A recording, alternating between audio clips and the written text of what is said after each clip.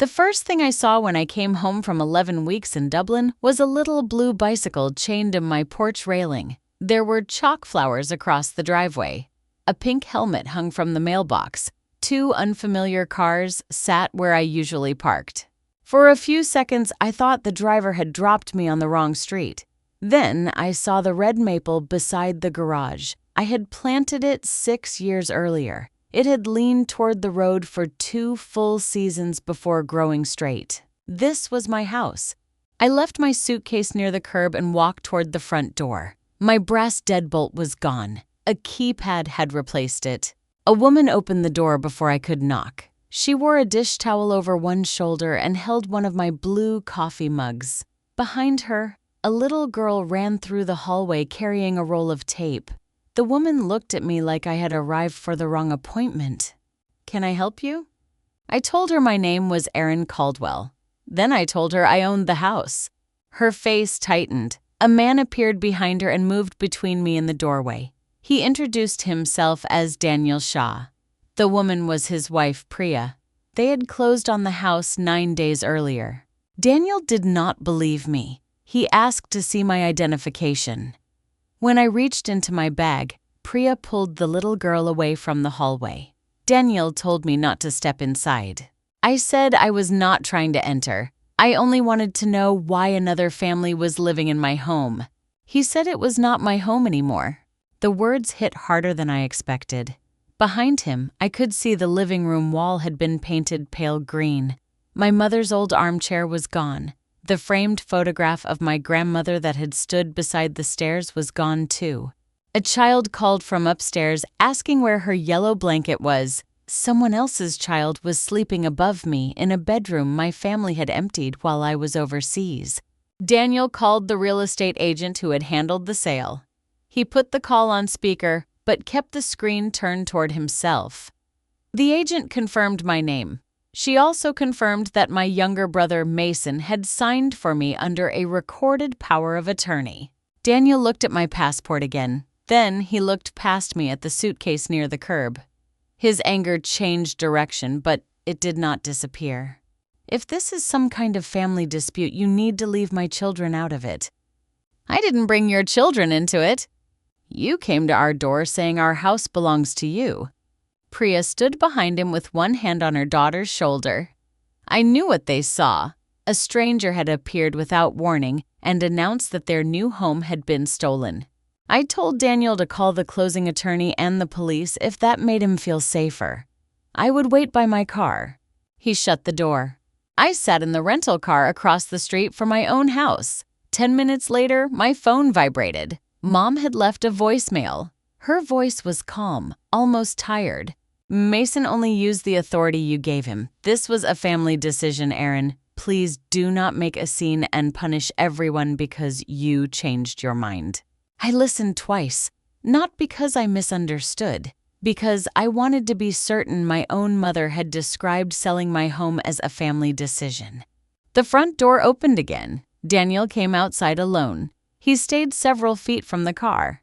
The closing attorney had confirmed that Mason submitted a recorded power of attorney that appeared to give him authority over the property.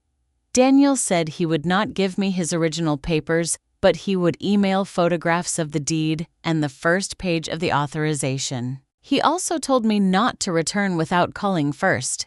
"I may believe you were cheated," he said. "That does not mean my children should lose their home tonight."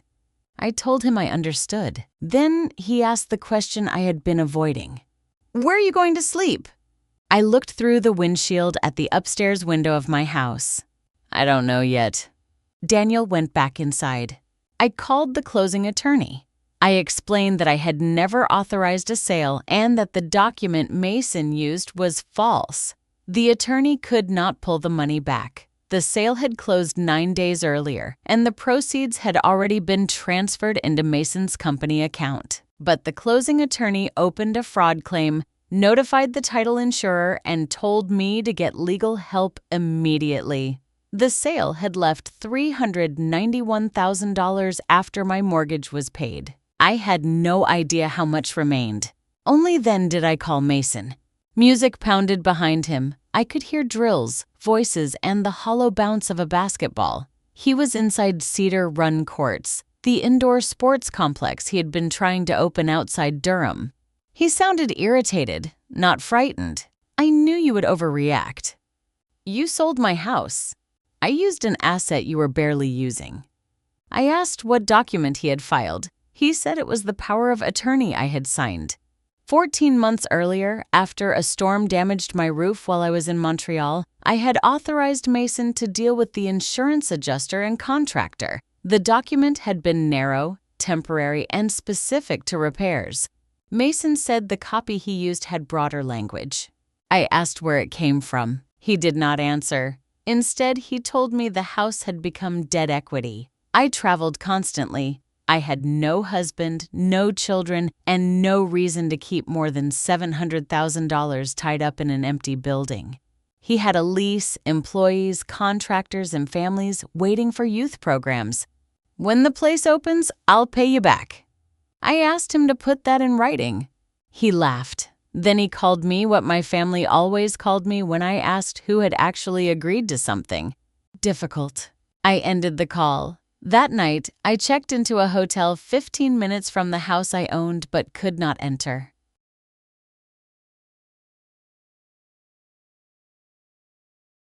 My family had treated me as temporary for most of my adult life.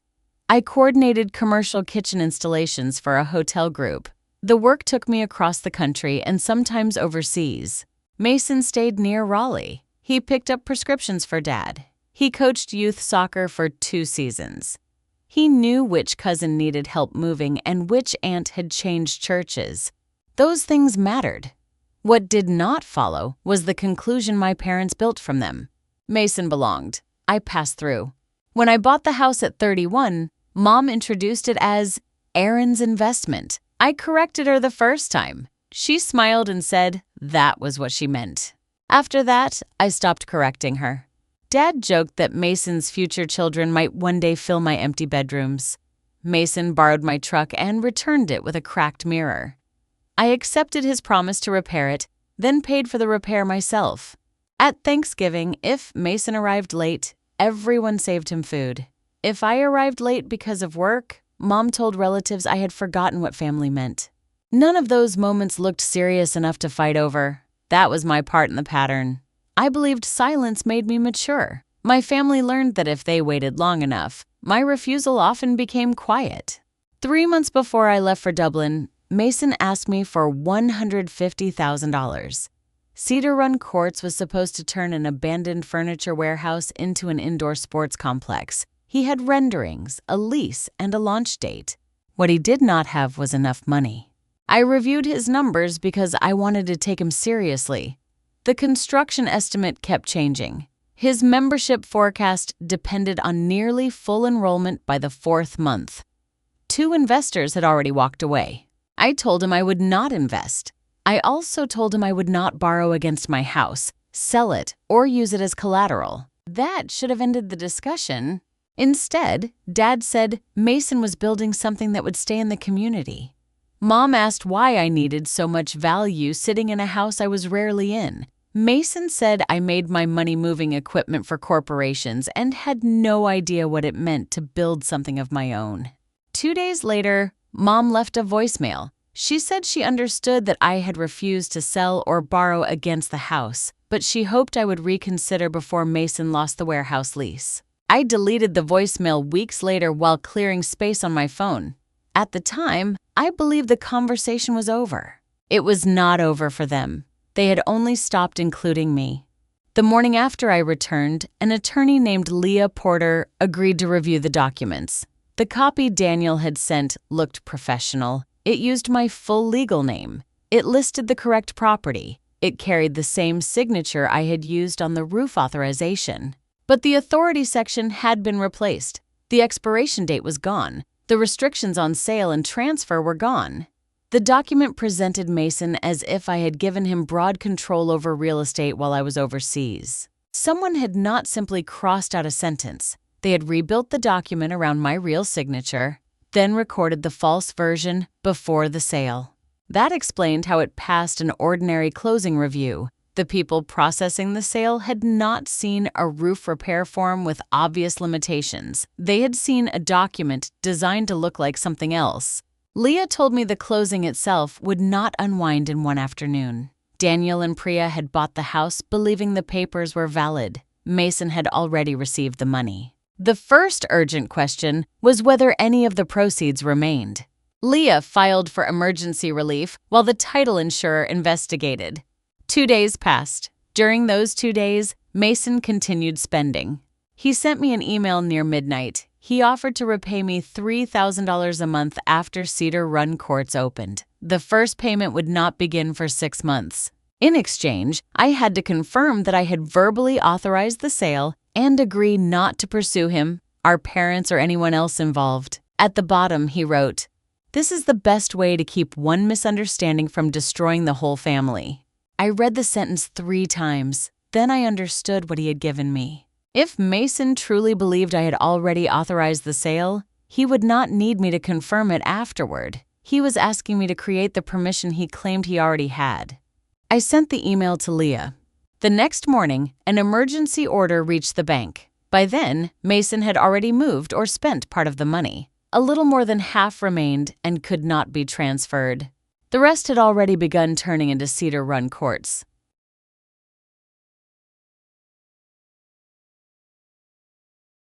My family had moved everything I owned into a storage facility.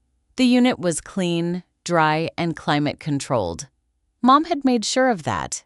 She had also labeled every box: keep, donate, storage, discard. Her handwriting was neat and familiar. It was the same handwriting she used on birthday cards and notes inside Christmas gifts. My winter coats had been packed under donate. My grandmother's mixing bowls were under storage. A framed photograph of Dad and me at my college graduation had been placed near the bottom of a box marked discard. The frame had cracked. I stood there holding it with both hands. For the first time since returning, I stopped being careful. I called Mom. She answered with relief, as if I had finally called to apologize. I asked why my graduation picture had been placed in a discard box. She said she had not thrown away the photograph. The frame was cheap and already damaged. I asked why she had been inside my house at all. Her voice hardened. We had 3 days to clear everything. Mason was handling contractors. Your father was dealing with the sale. I did the best I could. You cleared my house because you sold it. We preserved everything important. You decided what was important. That is not fair. I looked around the unit. My mother had reduced my life to practical categories: useful, valuable, replaceable, excess. It was the same way she had reduced me. She told me I was focusing on the wrong thing. Mason had already committed the money. Employees had left other jobs. Families had paid deposits. Contractors had started work. I asked whether she had thought about where I would sleep when I came home. There was a pause. Then she said, "You always stay in hotels." That sentence hurt more than the sale. My mother had not forgotten I was coming home. She had decided a hotel room was close enough. I ended the call. Behind my dresser, I found a large envelope taped to the mirror. Inside was another copy of Mason's repayment agreement. He and Dad had already signed it. Mom had added a note. "Please be reasonable. He has already committed the money." They had expected me to return exhausted, find my life stacked in boxes, and sign whatever made the problem disappear. I tore the note in half. Then I regretted it. I had spent 2 days trying to preserve proof, and the first thing I destroyed was something in my mother's handwriting. I taped the pieces back together. I rented a 1-bedroom apartment for a month. I moved in 2 suitcases, a lamp, my grandmother's bowls, and the broken graduation photograph. I could not find my sheets. I could not find the box with my medication. I bought a toothbrush, 2 towels, and a pillow from a 24-hour store. At 1 in the morning, I sat on the floor eating crackers because my kitchen supplies were buried somewhere under 42 labeled boxes. My phone lit up with a message from Priya. It was not an apology. She said her daughter had heard me call the house mine and now asked every night whether a stranger was coming to take her bedroom. Priya wrote, "I understand that you may have been cheated. My children did not cheat you." I stared at the message. She was right. Her children were innocent. So was she. But the house was still mine. I replied that I would not arrive with a locksmith or force them out without warning. I also said I could not agree to let the sale stand. She did not answer for several hours. When she finally did, the message was shorter. "We need time." That was the first request anyone had made without pretending I owed them the answer. I told her I would not come to the house without calling first. Then I asked whether Mason had ever suggested I might object to the sale. Daniel answered from her phone, "No. He said you had moved permanently and were relieved he handled everything." I saved the message.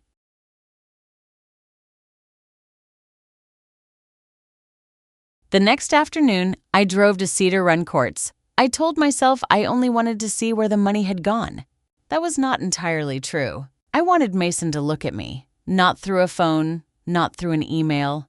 I wanted him to see the person he had removed from her own address. The warehouse smelled like sawdust, rubber flooring, and fresh paint. Half the lobby had been finished.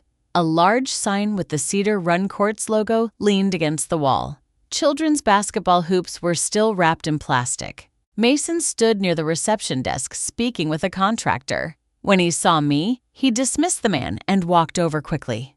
"You cannot be here." I looked past him at the bright blue flooring. Part of my home had become court lines, padded walls, and an unfinished snack counter. Mason lowered his voice. "You're making people nervous. You used my money to build this." "I used family resources to save a project everyone supported." "I didn't support it." "You never support anything unless you control every detail." That was Mason's favorite version of me. Not careful, controlling, not responsible, cold. He tried to lead me toward an unfinished office because he did not want the workers to hear us. I stayed in the lobby. I asked who created the false authorization. He said he had used the paperwork already available to him. I asked whether Mom knew. He said Mom understood what was at stake. I asked whether Dad knew. Mason looked toward the construction crew. Then he said Dad had helped explain the family situation to the agent. The family situation. That was what they called me, owning my own house. I asked how he could let Mom pack my belongings. She volunteered. "How could you tell strangers I had moved permanently? You spend more time overseas than at home. Why did you prepare a repayment agreement before the sale if you believed I agreed?" His face changed, only slightly. Then he said the agreement was insurance because I was unpredictable. "You knew I said no. You said no to the investment." "I said no to selling the house." "You said a lot of things at dinner." He stepped closer and pointed toward the courts behind him. "Look around. This is what the money did. Your house sat empty. This place will have programs, coaches, leagues, and jobs. It will matter." My throat tightened. I asked whether my home mattered. He answered before thinking. "To you, maybe." A worker near the entrance stopped writing on his clipboard. Mason noticed. He told me to leave before I ruined the opening for everyone. I pulled out my phone and took photographs of the lobby, the sign, and the unfinished courts. Mason reached for the phone. I stepped back. He stopped before touching me. For 1 second, we were children again. Mason reaching. Me giving something up because refusing would create a scene. This time, I kept the phone. He said if Cedar Run Courts failed, every employee and family who had trusted him would know it was because of me. I told him to explain where the money came from. Then I left. In the parking lot, my hands shook so badly that I dropped my keys twice. I sat in the car and cried, not because Mason had frightened me, because I had finally understood that he did not think he had stolen anything. He believed he had rescued something valuable from someone who did not deserve to keep it.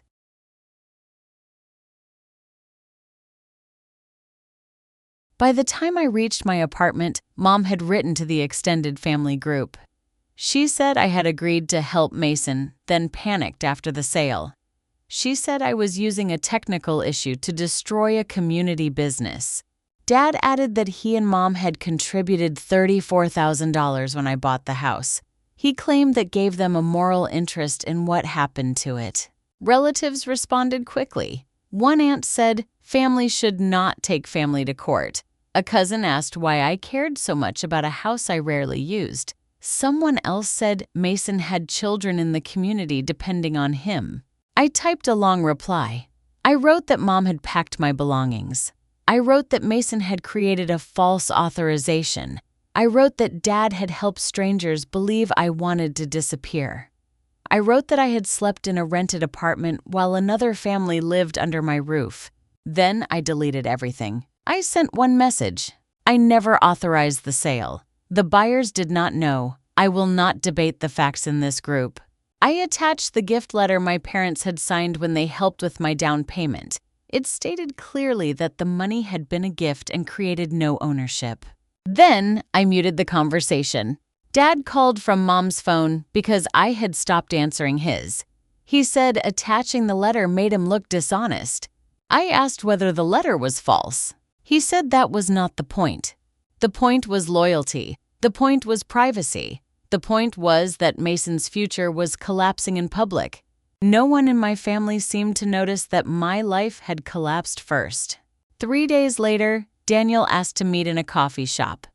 Priya came with him. They did not sit beside me. They sat across from me. Daniel had spoken with their attorney and the title insurer. He understood there was serious evidence against Mason. He also understood that I wanted the title restored. "You get your house back," he said. "What happens to us?" I said the insurer should cover their losses and relocation. He shook his head. "That is what people say when they are not the ones packing children twice in 1 month." Priya looked at me for the first time. "You keep calling it your house." "It is my house." "My daughter hears that and thinks she is sleeping in a stolen bedroom." I did not know what to say. Priya continued. "We sold furniture because it would not fit. We changed schools. We spent almost everything we saved. Your brother lied to us, but every solution still ends with my family leaving." She was angry. She had a right to be. I told them I would not treat them as trespassers. I would support a reasonable period for them to move. Daniel asked whether I would consider letting the sale stand if they paid fair value through their insurer.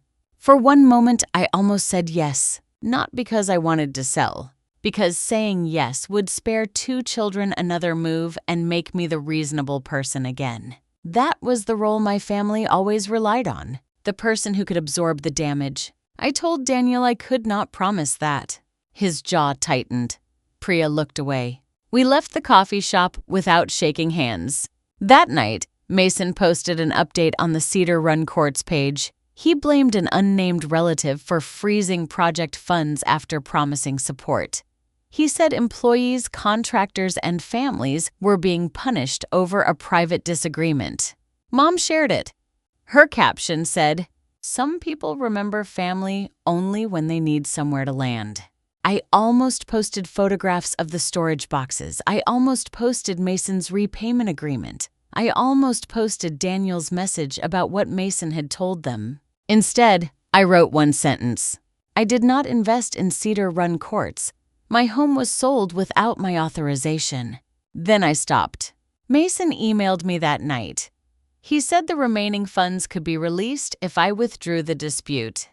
He offered to begin payments 1 year after opening. At the bottom, he again asked me to confirm that I had verbally approved the sale. He wanted me to say yes now, so he could claim I had said yes then. I forwarded the email to Leah.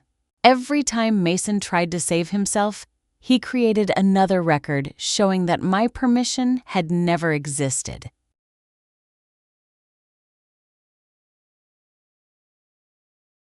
The online signing session had been recorded. That fact appeared in the closing file Daniel's attorney obtained. The platform automatically began recording when participants entered the digital waiting room, not when the notary formally started the appointment. Leah asked the provider to preserve the full session before anything could be overwritten. The recording began with ordinary family noise. Dad complained that the link was too small. Mom moved papers across the dining table. Mason asked whether the notary would see the earlier version of the document. Then they discussed what to say if anyone questioned why I was not participating directly. Mason said he would explain that I was overseas and trusted him to handle the sale. Dad asked whether the story sounded believable. Mom answered, "Just don't mention the voicemail where Erin said no. Once this is finished, she'll take the payment plan because she won't have another choice." Leah paused the recording. I stared at the screen. I had expected Mason. I had prepared myself for Dad. I had not prepared myself for Mom. She had packed my clothes. She had labeled my belongings. She had taped the repayment agreement to my mirror. Now I knew she had also sat at her dining table and discussed how to remove my ability to refuse. Leah asked whether I still had the voicemail Mom mentioned. I said I had deleted it. For the first time, the evidence was not sitting neatly where I needed it. I felt stupid. I had deleted the message because my mailbox was full.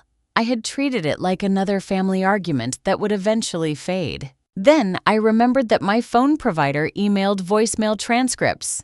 I searched for almost an hour. The message was in my deleted email folder. The transcription was imperfect, but the meaning was clear. Mom acknowledged that I had refused to sell or borrow against the house. She asked me to reconsider before Mason lost the lease. The recording showed they knew. The voicemail removed the last place they could hide. A settlement meeting was scheduled with everyone affected. Daniel and Priya would attend with their attorney and insurer. Mason would bring his attorney. Mom and Dad would attend because they had supported Mason's version. Leah asked what outcome I wanted. The answer should have been simple. I wanted my house back. But 2 children lived there now. Priya had enrolled them in school. Daniel had spent most of their savings on the purchase. Their daughter believed a stranger might arrive and take her bedroom. I hated that my family had turned my boundary into danger for innocent people. For one night, I considered letting the sale stand. I imagined accepting the repayment agreement, allowing the Shaws to stay and waiting 11 years for Mason to return the money. It would have been easier for everyone except me. That was how my family had always solved problems. Find the person most capable of carrying the damage. Call it peace. The next morning, I told Leah I wanted the title restored. I also wanted Daniel and Priya given enough time and financial support to move without being treated as the enemy. The decision did not make me feel powerful. It made me feel sick. But it was mine. The meeting took place in a plain conference room. There was no judge, no audience, no dramatic gallery. Just the people my family had pulled into their decision. Mason arrived with a new proposal. Daniel and Priya could remain in the house for 18 months. I would confirm the sale. Mason would repay me from future profits. My parents would abandon their claim that the down payment gave them rights in the property. He presented it as a compromise. Every risk still belonged to me. I would lose the house, wait years for the money, and protect everyone who had created the problem. Daniel did not accept the proposal either. He asked Mason why the buyers should trust repayment from a business that could not open without stolen funds. Mason said he had not stolen anything. He had acted under authority Erin gave him. Dad said I had always treated Mason like a careless child and was now using technicalities to prove myself right. Mom said she understood why I was hurt, but hurt did not justify destroying 2 families and an entire community project. I asked which family she meant. She looked at me as if the question were cruel. Then she repeated the verdict I had heard my entire adult life. I was never home.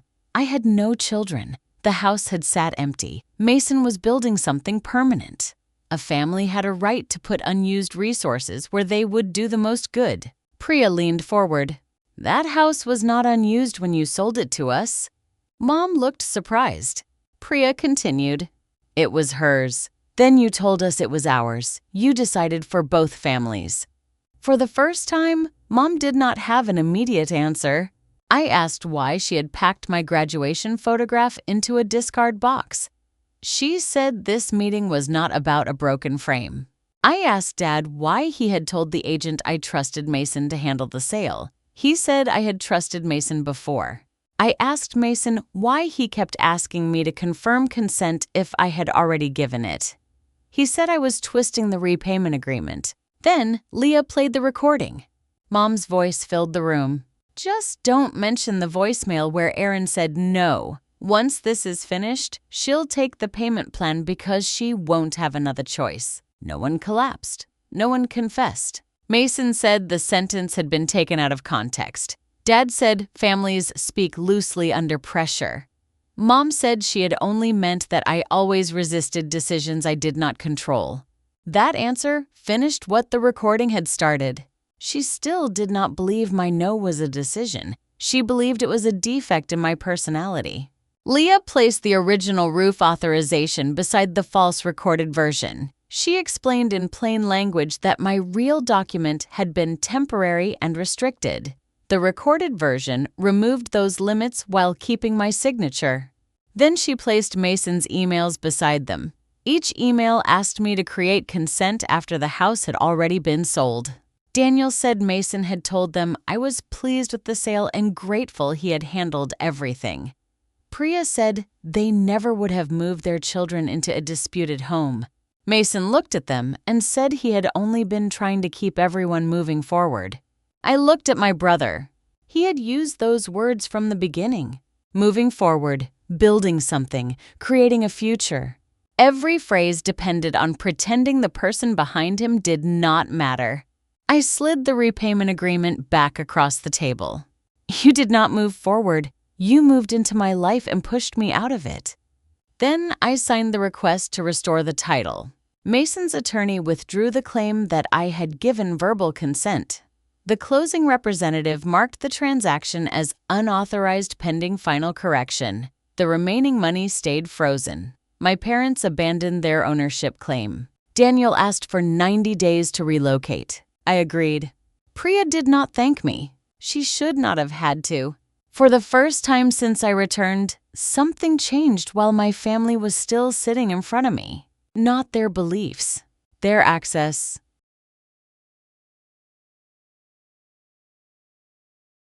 Cedar Run courts did not open. The lobby sign remained leaning against the wall.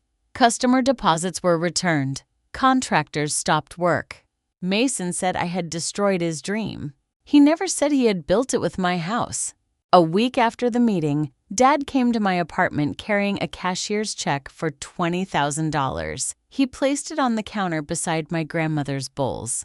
He asked me to tell the investigator that the false document had been a misunderstanding. Mom was barely sleeping. Mason's engagement was in trouble. Relatives were talking. I asked where the money came from. Their retirement account. I pushed the check back toward him.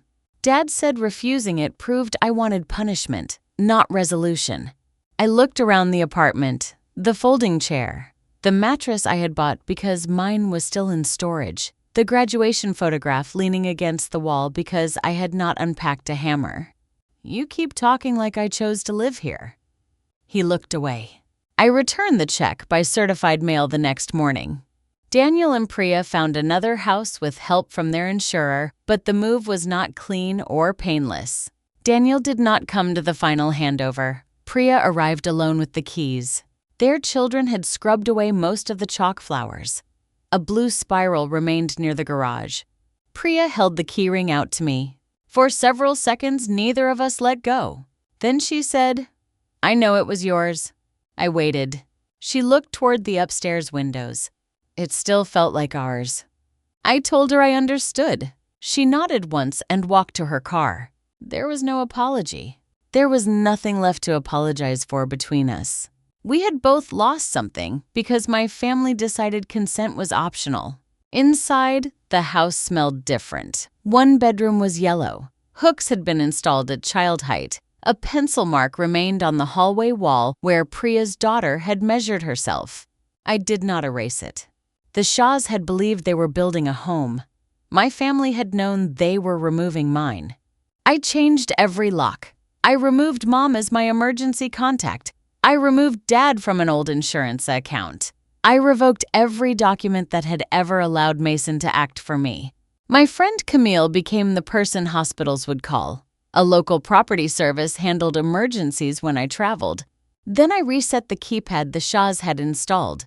I erased every existing code. I created one for myself and one temporary code for the property service. It expired after each visit. There was no code for Mom, no code for Dad, no code for Mason. There was no family code. Mom sent emails saying she was ready to forgive everyone if I stopped pursuing the missing money. Mason wrote that I had gotten the house back and should be satisfied. Dad said outsiders had turned a private problem into a disaster. They were allowed to keep those explanations. They were not allowed to use them to open my door. At Thanksgiving, I invited Camille and 2 coworkers who were staying in town. We overcooked the rolls and argued about a football call. No one discussed Cedar Run courts. No one assigned my spare room to children I did not have. No one asked what I planned to do with all that empty space. After everyone left, I locked the dark green front door and rested my hand on the keypad. The screen went black. For years, my family believed that because I traveled, I was temporary. Because I was single, I needed less. Because I had helped before, my permission could be assumed. They still believed parts of that story. The difference was that belief no longer gave them access. If your family sold your home because they decided your sibling needed it more, could you ever let them inside again?